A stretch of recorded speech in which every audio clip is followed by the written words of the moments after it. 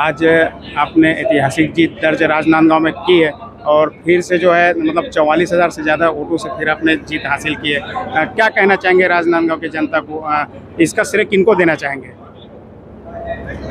ये जो जीत है इसके लिए राजनांदगांव की जनता वंदनीय है और हमारे देवतुल्य कार्यकर्ता सभी वरिष्ठ पदाधिकारीगण प्रदेश के व देश के, माननीय विष्णुदेव साय जी प्रांत के और देश के सम्माननीय प्रधानमंत्री यशस्वी श्री नरेंद्र मोदी जी, जिनका जो काम है उस काम को देख करके और जनता ने इसको हमको वोट दिया है, हम उनके प्रति कृतज्ञ हैं। जैसे कि बता रहे थे कि कांग्रेस के पार्टी कार्यकर्ता जो है उनके विपक्ष में, इनके विरोध में थे, जिनके कारण से जीत मिली, ऐसा करके कांग्रेस वालों का भी कहना था।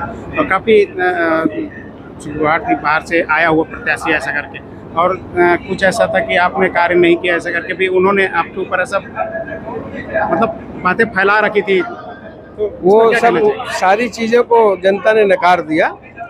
उनके भ्रम, उनके जो उन्होंने कोशिश किया था उसको जनता ने नकार दिया, तो इसलिए सारी चीज़ें खत्म हो गई और भूपेश जी भी उसी प्रकार से वापस हुए जैसे पूर्व मुख्यमंत्री मोतीलाल वोरा वापस हुए।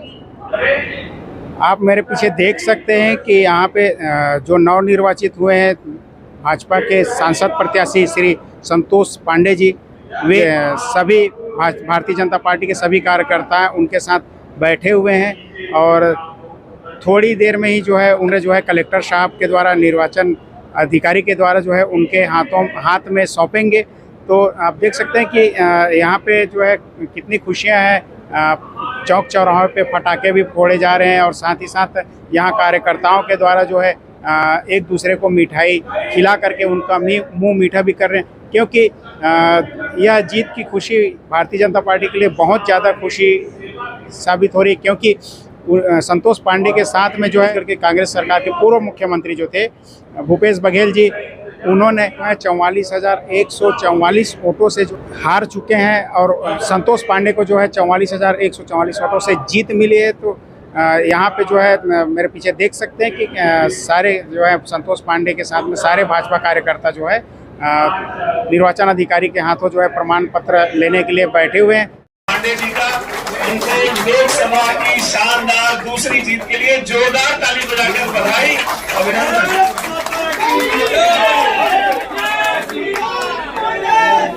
और एक बधाई भारतीय जनता पार्टी उन कार्यकर्ताओं का भी इसी प्रकार से सम्मान करेंगे, उनके प्रति कृतज्ञता ज्ञापित करेंगे। यही कहते हुए आज आप सबने जो मुझे ये दायित्व दिया है, मैं उसके विषय में केवल इतना ही कहना चाहूंगा कि आपका ये भाई, आपका ये बेटा, आपका ये साथी किसी भी प्रकार से न पहले सर को झुकने दिया है, न आने वाले समय में आपके सर को झुकने देगा। मैं ये दावा से कहता हूं कि इस क्षेत्र में और आपके लिए, इस राष्ट्र के लिए जो जो कदम उठाने होंगे वो कदम माननीय मोदी जी के नेतृत्व में उठाएंगे, इस क्षेत्र के लिए उठाएंगे, कार्यकर्ताओं के लिए उठाएंगे। इतना ही कहते हुए और आप सबको धन्यवाद, आभार देते हुए मैं अपनी बात यही समाप्त करता हूं।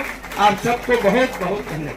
है थोड़ी बहुत कोई बात तो उसकी हम बाद में चर्चा करते हैं, किंतु आज तो सबसे पहली बात यह है कि खुशी का क्षण है, इसमें सबका परिश्रम लगा है और आप सबके ऐसे देव दुर्लभ कार्यकर्ता, देव तुल्य कार्यकर्ता जिन्होंने अपना पसीना बहाया है, औंधी से लेकर के चिल्फी तक, मैं उनको हृदय से और हाथ जोड़ करके सादर प्रणाम करता हूं, मैं नमन करता हूं।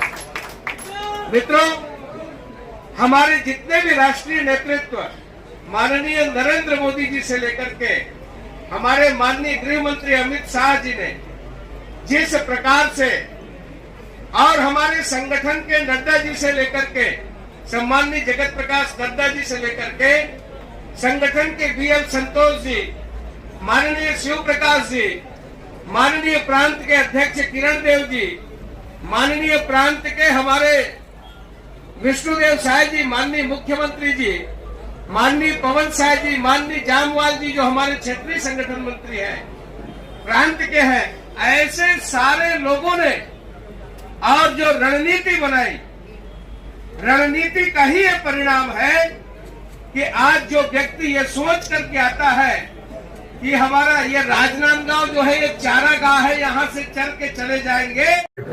आज इस जीत और जश्न के माहौल में मैं अपने लोकसभा के मतदाताओं को प्रणाम करता हूं, जिन्होंने मुझे आशीर्वाद दिया, दोबारा आशीर्वाद दिया, और अपने राष्ट्रीय प्रदेश के नेतृत्व, हमारे वरिष्ठगण, सबका इसने आशीर्वाद मिला। कैंपेनिंग किया उन्होंने, और ऐसे देव दुर्लभ कार्यकर्ता जिन्होंने परिश्रम की पराकाष्ठा की, मैं उनके प्रति कृतज्ञ हूँ। जिन्होंने राजनांदगांव के साथ सौतेला व्यवहार किया, उनको खदेड़ के भगा दिया, क्या बोलेंगे?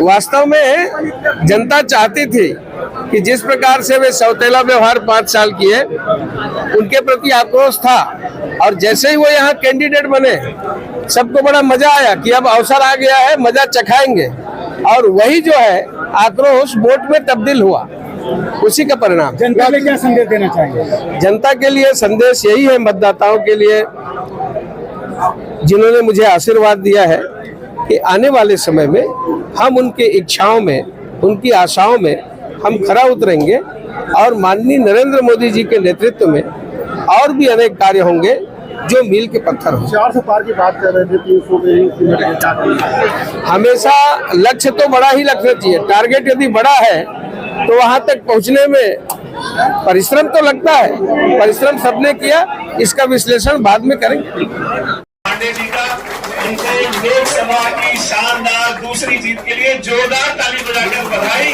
अभिनंदन।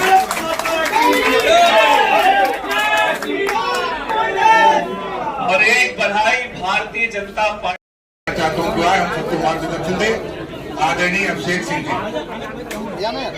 की भारतीय जनता पार्टी जिंदाबाद, जिंदाबाद, जिंदाबाद, नरेंद्र मोदी जिंदाबाद, जिंदाबाद, जिंदाबाद।